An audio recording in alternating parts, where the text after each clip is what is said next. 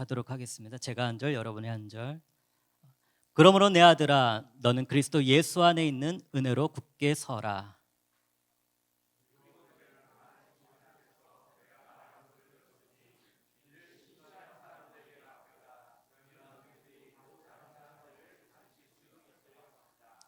너는 그리스도 예수의 선한 군인답게 함께 고난을 받으라.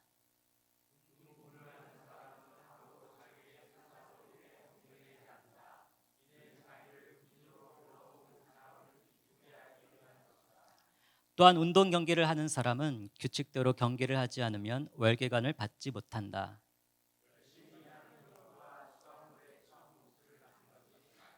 함께 읽겠습니다. 내가 말하는 것을 곰곰이 생각해 보아라. 주께서 모든 일에 내게 총명을 주실 것이다. 이 시간에는 김홍주 목사님 나오셔서 하나님이 사용하시는 사람들이라는 제목으로 말씀 전해 주시겠습니다. 할렐루야.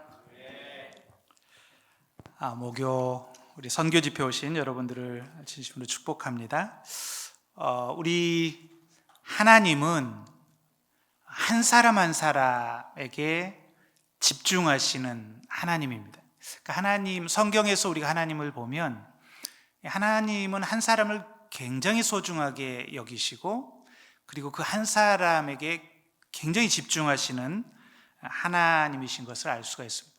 그래서 성경에 보면 하나님 한 사람을 찾으신다, 한 사람을 찾으신다, 이런 구절들이 많이 나옵니다. 그러니까 하나님에게는 어중간한 다수보다 진심으로 하나님의 마음에 합한 한 사람, 그 한 사람이 굉장히 소중한 것이죠. 예레미야 5장 1절 말씀 한번 읽어보겠습니다. 시작. 예루살렘 거리를 이리저리 다니며 둘러보고 깨달아라. 광장에서 찾아보아라.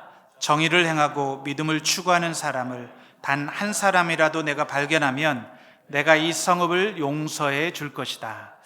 여기 보면 거리를 이리저리 다니며 둘러보고 깨달아라. 광장에서 찾아보아라. 그래서 정의를 행하고 믿음을 추구하는 단 한 사람이라도 발견할 수 있다면 이 성읍을 용서해 주겠다. 그러니까 한 사람 때문에 하나님은 온 성읍까지도 용서해 주실 수 있는 분이라는 거예요. 그러니까 우리 논리로 보면 좀 이상하죠. 한 사람 때문에 죄를 범한 모든 성읍을 용서해 준다. 또 에스겔서 22장 30절에도 비슷한 구절이 나옵니다. 같이 한번 읽겠습니다. 시작. 이 땅을 위해 내 앞에 성벽을 쌓고 성에 무너진 틈에 서서 나로 하여금 성읍을 멸망시키지 못하게 할 사람을 찾았지만 그들 가운데 한 사람도 찾을 수가 없었다. 그러니까 하나님이 한 사람을 찾았다는 거예요. 내 앞에 성벽을 쌓고 성에 무너진 틈에 서서 나로 하여금 성읍을 멸망시키지 못하게 할 한 사람을 찾았다. 근데 못 찾았다. 31절에 보면 그러므로 내가 분노를 그들 위에 쏟아붓고 내 진노의 불로 그들을 소멸해 그들의 행동을 그들의 머리 위에 갚은 것이다. 그러니까 만약에 한 사람 정말 이 성읍의 죄를 애통해하고 나의 그 죄인 것처럼 근심하며 애통해하고 하나님 앞에 나아가 회개할 수 있었던 그런 중보자 한 사람만 있었다면 하나님은 그 성읍을 심판하지 않았을 텐데 그 한 사람이 없어서 그 성읍을 심판할 수밖에 없었다, 이런 표현이죠. 이 반대로 하나님 성경에 보면 많은 구절에서 단 한 사람을 통해서 한 민족을 구원하기도 하고 한 사람을 통해서 열방을 축복하시기도 하십니다. 아멘. 우리 선교사님들 한 사람, 여기 모인 우리 한 사람 한 사람을 통해서 하나님은 열방을 축복하실 수 있는 분이에요.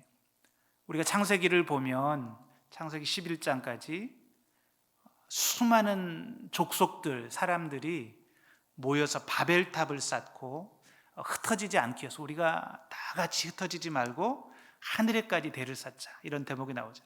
하나님의 뜻을 하나님은 온 땅에 편만하게 두루 퍼져서 이 하나님의 임재 축복을 온 세상 가득하게 채우라고 그랬는데 흩어지지 않겠다 반항하고 이제 이랬던 사람들 이야기가 나옵니다. 그러니까 그들의 죄 때문에 그들은 하나님이 언어를 혼잡케 하고 흩어버리시고 결국 심판을 당하게 되는데, 근데 그 다음 12장에 가면 하나님은 한 사람, 그 모든 민족을 구원하시기 위해서 한 사람 아브라함을 택하시는 장면이 나와요. 그것도 인간적인 기준에서 보면 좀 고개가 갸우뚱해지는 사람이었죠. 그러니까 바벨탑을 쌓았던 그 수많은 사람 중에 얼마나 똑똑한 사람들이 많았겠습니까? 그러니까 오늘날 공법으로 봐도 그렇게 높게 하늘에까지 대를 쌓을 수 있는 게 쉽지 않았을 텐데 아주 뛰어난 건축가들, 수학자들이 있었겠죠. 근데 그들이 아니라 75세 된 한 노인을 택하시죠. 성경에는 이런 얘기가 너무나 많은 거죠. 모세 한 사람을 통해서 이스라엘을 구원하고, 여호수아 한 사람, 사무엘과 같은 사람, 다윗 한 사람을 통해서 하나님은 놀라운 하나님의 뜻을 이루시고, 또 하나님의 그 계획하셨던 일들, 수많은 영혼들을 축복하는 일들, 한 민족을 일으키는 일들을 행하십니다. 하나님의 관심, 하나님은 소수일지라도 순전한 마음으로 하나님의 마음에 합한 한 사람을 찾으시고, 소수를 찾으시고 그들을 통해서 일하시는 게 하나님의 방법이라는 게, 이게 성경적입니다. 근데 하나님이 사람을 택하실 때, 사용하실 때 세상이 택하는 기준하고 좀 다르죠. 하나님이 바라보시는 기준은 세상이 사람들을 인정하고 쓰는 방법과는 다릅니다. 오늘 사도 바울이 디모데를 권면하는 장면을 통해서 사도 바울이 디모데가 하나님 앞에 쓰임받기 위해서 어떠한 자질들, 성품들을 가져야 될지 권면하는 모습을 통해서 하나님이 사용하시는 사람들의 특징에 대해서 좀 살펴보기 원합니다. 첫 번째로, 하나님이 쓰시는 사람은 은혜 속에서 강한 사람들이다. 은혜 속에서 강한 사람. 1절을 읽겠습니다. 다시 시작.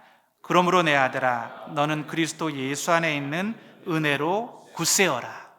그러니까 디모데는 우리가 아는 것처럼 에베소 교회를 담임하고 있는 젊은 목회자입니다. 디모데에게 권면합니다. 너는 그리스도 예수 안에 있는 은혜로 굳세어라. 바울이 볼 때 가장 디모데에게 지금 필요한 것은 은혜 안에서 굳세어지는, 은혜 안에서 강하게 되는 법을 배우는 것입니다. 그러니까 인간적으로 더 공부를 하고, 요즘 말로 하면 더 학위를 받고 스펙을 쌓고 재능을 갈고 닦고 이런 것이 중요한 것이 아니라 하나님의 은혜를 통해서 일하는 법을 배우는 거예요. 은혜 속에서 강해지는 법을 배우는 것입니다. 이게 하나님의 사람들을 사용하시는 비결이죠. 하나님이 택하시는 방법, 사람들을 보면 하나님은 외모를 보시지 않지 않습니까? 이세의 아들들 8명이 있었는데 사람들은 겉모습, 외모, 또 경험 이런 것들을 보고 생각했지만 하나님은 전혀 아무도 주목하지 않았던 막내 8째 양치기 다윗에게 집중하죠. 하나님이 어떤 모습을 보았을까? 이 다윗의 마음의 중심을 본 것이죠. 하나님이 사람을 보실 때는 항상 이 마음의 중심을 봅니다. 이 중심은 뭐냐? 나를 의지하지 않고, 내 능력을 의지하지 않고, 내 외모를 의지하지 않고 하나님의 은혜를 의지하는 법을 아는 사람. 그러니까 성경에서 반복해서 나오지 않습니까? 하나님의 능력이 지극히 큰 것은 우리에게 있지 않고 우리 안에 계신 예수 그리스도, 보배 되신 예수 그리스도에게 있다고 말합니다. 그러니까 이 비결을 아는 것, 문제가 있을 때, 고난이 올 때, 지금 디모데는 아주 큰 위기 앞에 직면해 있죠. 아는 것처럼 큰 핍박이 일어났고 함께 동역하던 동역자들이 막 예수님을 배교하고 떠나는 거예요. 예수님 믿는다는 이유로 직장을 잃고 재산을 잃고 고난을 받고 핍박을 받고 또 생명을 잃기까지 하는 이런 환난의 상황 속에서 모두가 다 예수님을 떠나가고 있는 그런 상황에서 디모데는 지금 목회를 해야 되는데, 이 바울마저도 지금 감옥에 있는 디모데에게 가장 필요한 것은 자기를 의지하지 않고 우리 안에 계신, 디모데 안에 계신 하나님을 의지하는 것, 하나님 앞에 엎드리고 그리고 이 하나님의 은혜로 강해지는 법을 배우는 것이죠. 이거는 이 하나님과의 이 관계, 그러니까 우리의 능력의 근원이 파이프가 어떻게 해서 우리에게 흘러오고 어떻게 해서 막히는가를 알아야 되는 거죠. 그러니까 결국 하나님의 은혜를 막는 것은 죄죠. 근데 우리는 다른 것에 집중하죠. 그러니까 죄 문제를 해결하고 우리가 하나님 앞에 정결함과 순결함을 덧입는 것이 우리가 정말로 세상을 이길 수 있는 능력을 덧입는 비결인데, 죄 문제가 아니라 우리는 다른 것들에 집중한다는 것, 우리의 외모에 집중하고 우리의 어떤 재능에 집중하고 스펙에 집중하고 그런 것이죠. 그러니까 정말로 하나님 안에, 하나님의 은혜 속에서 강해지는 법을 아는 사람들은 죄 문제 앞에 두려워하고 떨고 엎드리는 사람들이죠. 내 안에 죄가 들어왔을 때, 반복적으로 죄에 넘어질 때 영적으로 우리가 무기력해지고 능력을 잃어버리고 삼손과 같이 그렇게 되는 것을 알기 때문에 그것을 두려워하고 하나님 앞에 나아가서 진실되게 죄를 회개하고 고백하고 예수 그리스도의 그 보혈의 피로 자기를 씻고, 히브리서 기자는 피 흘리기까지 이걸 해야 된다고 말하지 않습니까?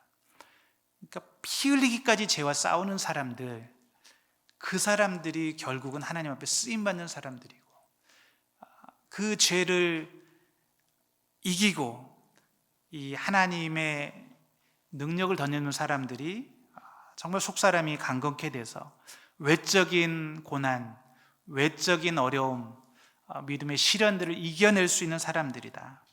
그런 사람이야말로 정말 마음에 평강을 가지고 마음에 하나님이 주시는 은혜와 기쁨을 가지고 사역할 수 있는 사람들이다. 그래서 사도 바울은 디모데에게 그렇게 권면하는 것이죠. 너는 은혜 속에서 강해지는 법을 배워라. 다른 것보다 은혜 안에 머무는 법을 배워라.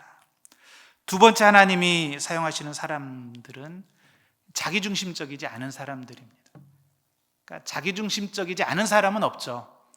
그러니까 어떻게 보면 자기중심성을 극복한 사람들, 그것을 극복한 사람들을 하나님은 사용하십니다.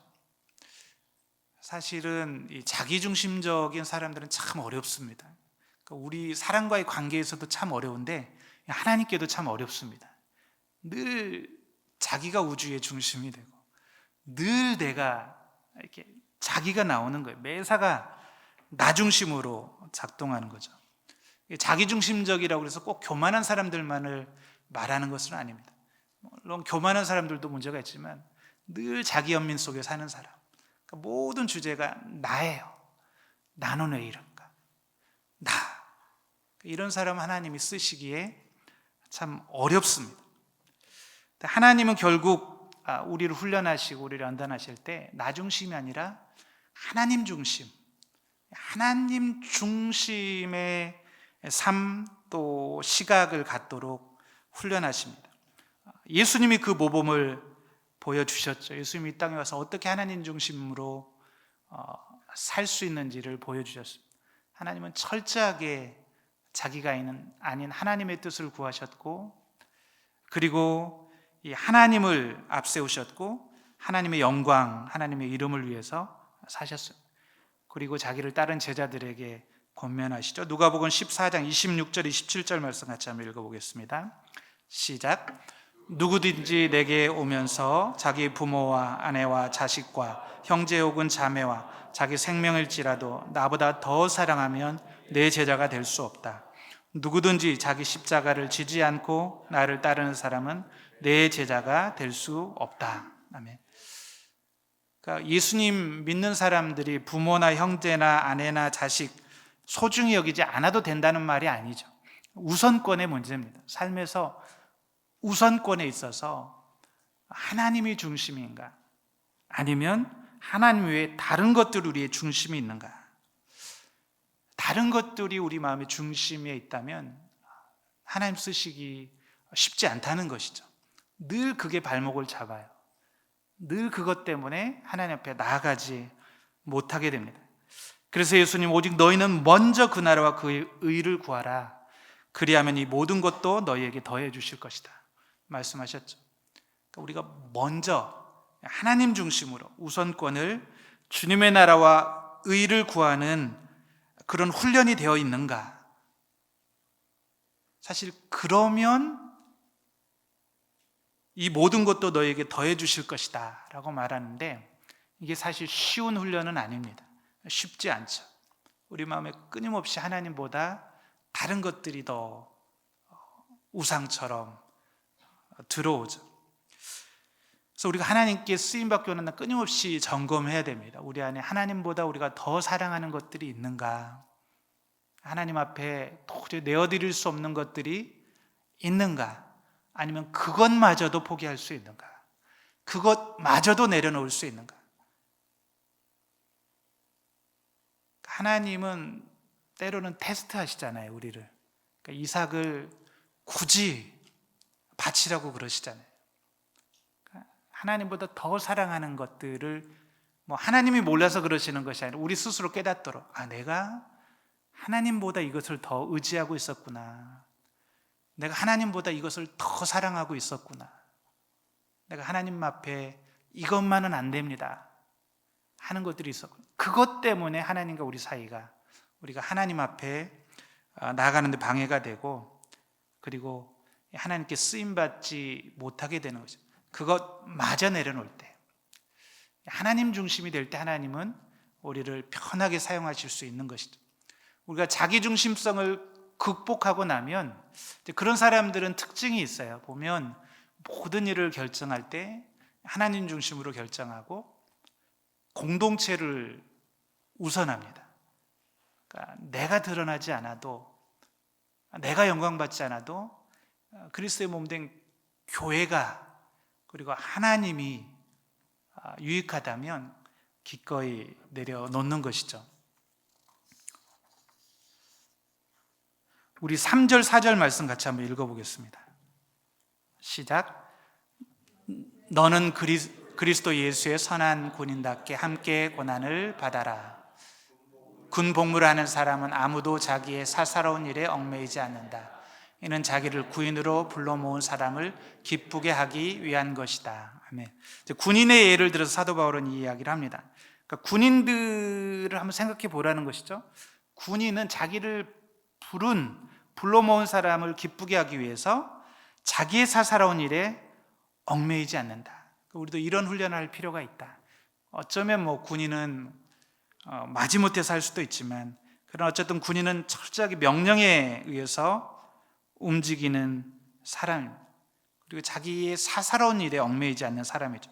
그러니까 하나님께 부르심 받은 사람, 하나님을 위해서 헌신한 사람은 이렇게 자기의 사사로운 일에 앞서서 하나님의 나라와 하나님의 의, 우리를 부르신 분을 앞세워야 된다라는 것입니다. 이럴 때는 자기의 유익을 따지지 않고 이게 하나님께 유익이 된다면, 때로는 우리가 하늘에 썩어지는 미랄처럼 공동체를 위해서 헌신하고 희생할 수도 있어야 된다는 것이죠. 제가 이 이야기를 할까 말까 고민을 했는데 굉장히 고민이 되는데, 최근에 제가 참 너무 고마운 일이 있었어요. 그 고마운 경우가 있었습니다. 실명을 얘기를 해도 되는지 모르겠는데 이제 그 사우디 리야드 교회에서 이제 한인 교회입니다. 저희가 선교사님 중에 이제 담임 목사를 추천을 해오고 있는데, 이제 이전 선교사님 너무 잘하셨고 또 이제 다음 추천을 해야 되는데, 좀 한 분만 하기 그래서 복수로 추천을 했어요. 그래서 두 분 다 가셔서 설교를 하고 그쪽에서는 너무 좋아하는 거예요. 두 분 다 너무 훌륭하십니다. 좋다고 그러는데, 그래서 저는 그러면 성도님들이 정하십시오 그랬더니 자기들은 안 하겠다는 거예요. 절대 못 한다는 거예요. 자기들은 오늘에서 결정해서 보내주라고. 자기들은 근데 저는 그럼 살짝 힌트라도 주라고, 그것도 못한다는 거예요. 그래서 제가 너무 마음이 어려운 거예요. 이게 두 분 다 너무 가고 싶어 하는 것 같고, 두 분 다 너무 거기 지금 가셔서 좋았던 거예요. 차례대로 보냈는데 성도들하고도 좋은 시간을 보냈고 말씀을 전하고 인터뷰를 하고 다 좋았던 거예요. 그러니까 이제 어쩔 수 없이 위 목사님이 뭐 위원회를 이렇게 다 구성을 하래요. 뭐 장로님, 뭐 교육자 이렇게 해가지고 그 추천위원회를 해서 이제 일이 좀 복잡하게 됐습니다. 그래서 막 장로님들 연락하고 막 위원회를 구성하고 있는 차에 한 분이 딱 전화를 주셨어요. 제가 양보하겠습니다. 공동체 안에서 이렇게 서로 경쟁하듯이 이게 모양이 별로 좋지 않은 것 같습니다. 제가 양보하겠습니다. 근데 제가 막 너무 감동이 되는 거예요. 와, 쉽지 않았을 텐데 이렇게 훌륭하고, 역시 우리 온누리 선교사님입니다. 훌륭하신 선교사님입니다.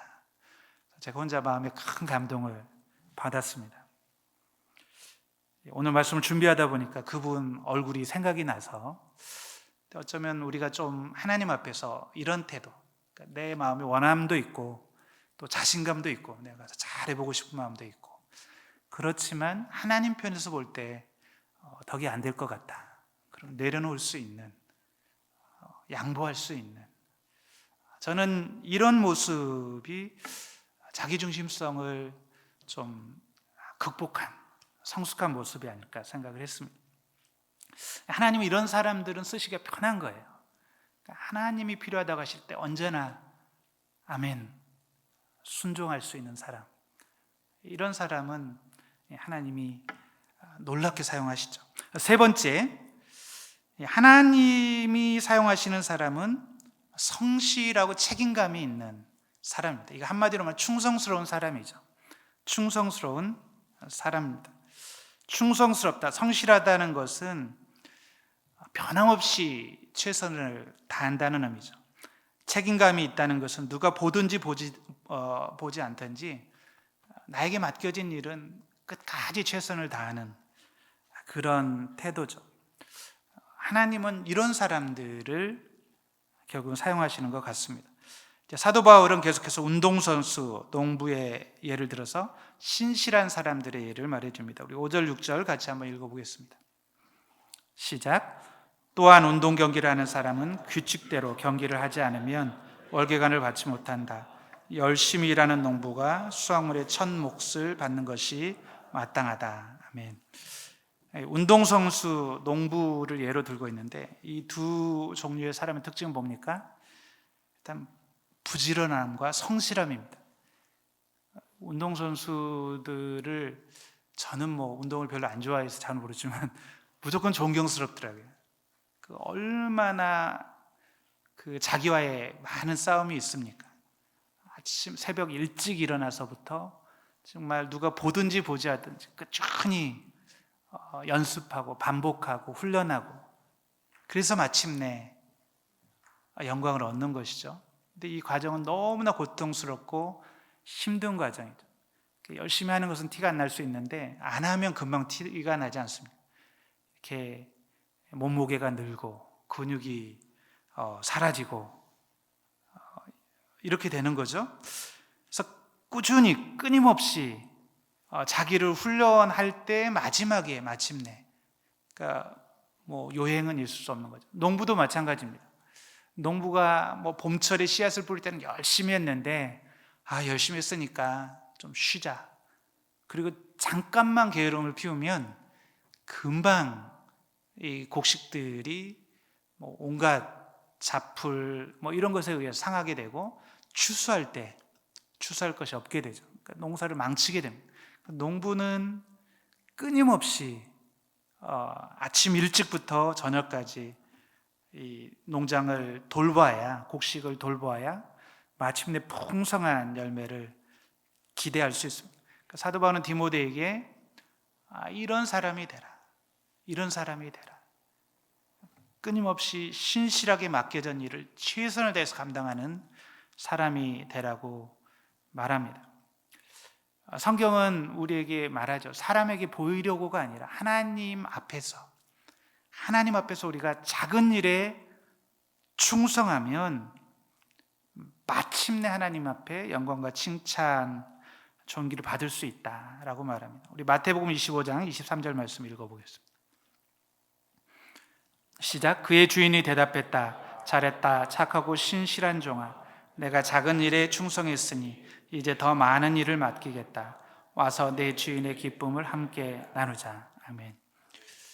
얼마나 우리가 듣고 싶은 이야기입니까? 마지막 주님 앞에 섰을 때 하나님 앞에 잘했다, 착하고 신실한 종아, 칭찬을 받을 수 있다면 이것보다 복된 삶이 어디에 있겠습니까? 우리가 사람들이 알아주건 알아주지 않건 정말 묵묵히 하나님 앞에 작은 일에 충성했을 때 마침내 하나님께서 잘했다, 착하고 신실한 종아 이렇게 칭찬해 주시고 내가 작은 일에 충성했으니 이제 더 많은 일을 맡기겠다. 그러니까 하나님은 이런 사람들을 인정해 주시고 이런 사람들을 보고 계시다는 것입니다. 그러니까 우리가 하나님 앞에 쓰임받기 원한다면 정말 하나님 앞에서 신실한 모습, 충성된 모습, 책임을 다하는 모습으로 작은 일에 헌신할 때 하나님은 이 보리떡 5개, 물고기 2마리 같은 이 헌신을 받아서 우리가 상상할 수 없는 일들을 행하실 수 있다는 거죠. 물론 우리가 그런 굉장히 앰비셔스한 그런 막 큰 꿈을 안고 하라는 얘기가 아니라 우리의 작은 신실한 헌신을 통해서 하나님은 열방을 바꾸기도 하시고 한 민족을 바꾸기도 하시고 한 영혼을 바꾸기도 하시고 마음껏 하나님은 일하실 수 있다고 말합니다. 하나님은 이런 사람들, 자기가 아닌 하나님을 의지하는 사람들, 내가 중요하지 않고 늘 하나님의 나라와 그리고 내 안에 계신 주님을 중심으로 사는 사람들, 그리고 하나님 앞에서 작은 일에 충성을 다하는 사람들, 이런 사람들을 통해서 하나님의 뜻을 이루어 가십니다. 사도 바울은 디모데에게 너는 이런 사람이 되어라. 그리고 그런 사람을 또한 찾아서 동역해라 라고 말합니다. 디모스의 후서 2장 2절 읽어보겠습니다. 시작. 그리고 너는 많은 증인 앞에서 내가 말한 것을 들었으니 이를 신실한 사람들에게 맡겨라. 그러면 그들이 또 다른 사람들을 가르칠 수 있을 것이다. 아멘. 그러니까 하나님 나라 일은 혼자 하는 게 아니라는 거예요. 혼자 하는 게 아니라 이런 사람들, 하나님 앞에서 신실한 사람들, 정말 하나님을 사랑하고 하나님이 내 삶의 중심에 있고 하나님을 의지하고 이런 사람들과 함께 동역해라. 그리고 일을 맡겨라. 주님의 일을 하면서, 사역을 하면서 가장 큰 기쁨은 그건 것 같아요. 이런 정말 보석 같은 분들을 발견할 때 내가 존경할 수 있고, 저분 안에는 정말 예수님이 살아계시는구나. 저분은 참 하나님을 사랑하는 거구나. 이분은 참 하나님 앞에 신실하구나. 이런 분들을 만날 때 마음에 큰 기쁨이 있습니다. 그런 분들과 함께 동역하고 마음에 우리 안에 있는 주님을 향한 마음들을 나누고 그런 분들하고 있으면 제가 사실은 좀 내향적이라 이렇게 수다 떨고 이런 거 잘 못하는데 어떤 분들 만나면 밤새도록 얘기가 되는 분이 있어요. 막 성경 이야기를 하고 사역 얘기를 하고 그런데 지치지가 않아요. 그러니까 그 중심에 하나님을 사랑하는 마음이 있는 분들, 이런 분들은 동역할 때도 어려움이 없습니다. 시기하고 질투하고 이런 게 없어요. 서로가 서로를 격려하고 존중하고 존경하고 세워주고 이런 사람들이 모여서 공동체를 이루어갈 때 하나님은 그런 공동체를 통해서 열방을 바꾸기도 하시고 한 민족을 구원하기도 하시고 또 한 시대를 변화시키기도 하시고 하나님은 그런 사람들이 있을 때 엄청난 일들을 행하셨다는 것입니다. 지금도 하나님은 그런 한 사람 한 사람을 찾고 계십니다. 하나님은 그런 한 사람 때만 한 성읍을 구원하기도 하시고 아브라함 그 한 사람을 통해서 내가 천한 만민을 너로 말미암아 복주리라 큰 꿈을 말씀하시기도 하십니다. 우리 온누리교회 이 공동체를 통해서 또 우리 선교사님들을 통해서 하나님이 이런 꿈을 펼치실 수 있기를 간절히 축복합니다. 기도하겠습니다. 살아계신 하나님, 참 우리의 모습을 보면 너무나 연약하고 부족하고 우리가 내세울 수 있는 것이 없지만, 그러나 하나님, 오늘 말씀처럼 우리가 우리 자신을 의지하지 않고 오직 하나님의 은혜만을 의지하고 우리 안에 계신 주님을 사랑함으로 주님의 명령 또 주님의 일에 순종하기를 원하고, 그리고 하나님, 작은 일일지라도 우리에게 주어진 일이 주님께 하는 예배인 것처럼 주님의 영광을 바라보며 감당할 수 있는 우리가 되게 도와주시고, 그래서 우리가 주님의 마음에 합한, 주님의 마음을 시원케 해드리는 그런 종으로 쓰임받게 도와주옵소서. 우리 온누리교회에 이런 선교사님들, 우리 성도님들이 많아지게 도와주시옵소서. 감사합니다. 예수님의 이름으로 기도드렸습니다. 아멘.